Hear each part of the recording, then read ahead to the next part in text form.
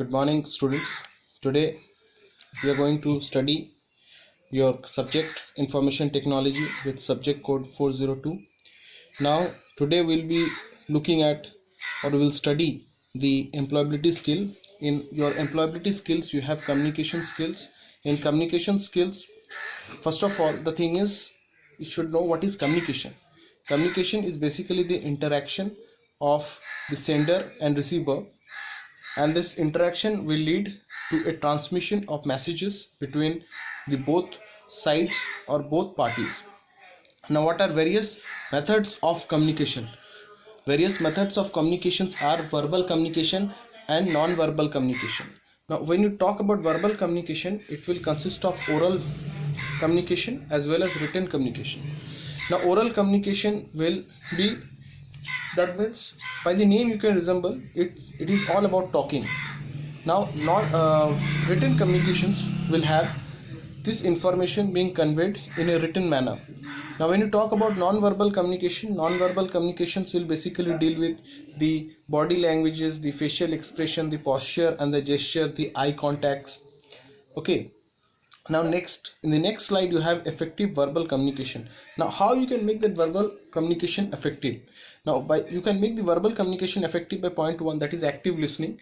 The listener or that receiver who is listening to that speaker should be an active listener. Active listener in the sense he should understand that what he is speaking, he should pay attention to that particular sentences or particular words being spoken. Now, clarity on background and the purpose of communication. What is the mode of communication? That should be noted by the speaker as well as the sender. Now, point number 3, concise, clear and direct messages. What is the message being conveyed? What is the message being clear? That is being conveyed should be direct. Direct in the sense the message should be short, the message should be clear, it should be easily understood. Okay, that message should not lead to any confusion. Now, point number 4, language and vocabulary. Now, when you talk about language, we know that there are many languages, not in computer terminology but in real life. So what language the speaker is using, that should be understood by the receiver. If suppose, let's take an example, if the speaker is speaking in English, the listener should also know English, otherwise the message cannot be conveyed. The message will not be conveyed to the listener. The vocabulary means the grammatical skills, the writing skill, that should be correct. Okay, now next slide we have the body language, that is the non-verbal communication we will study.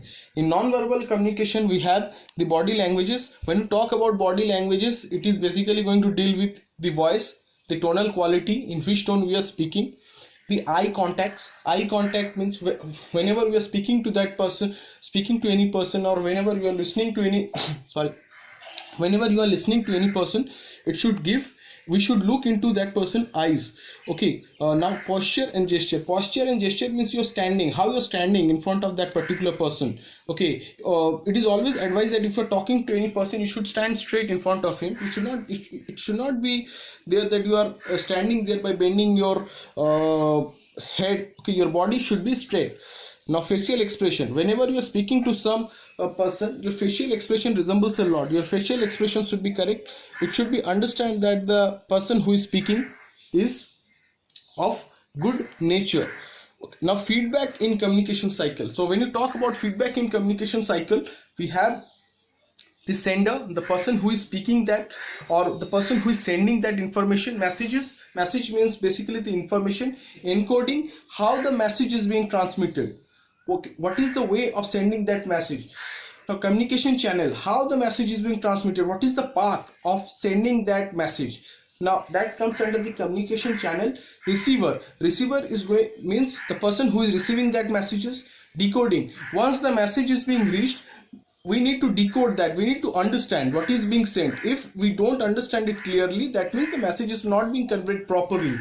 Now, feedback, after receiving that message, we should get a proper feedback. Okay, that's it for today's class. Thank you.